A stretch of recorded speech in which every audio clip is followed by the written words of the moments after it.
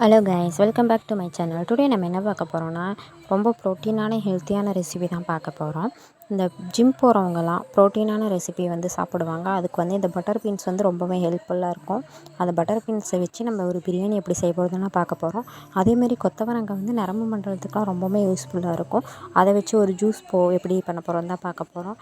வீடியோக்குள்ளே போகிறதுக்கு முன்னால் this video sponsor by Bymode shopping app. இந்த பைமோட் ஷாப்பிங் ஆப்பில் நம்மளுக்கு வீட்டுக்கு தேவையான எல்லா பொருட்களையுமே நம்மளால் வாங்க முடியும்.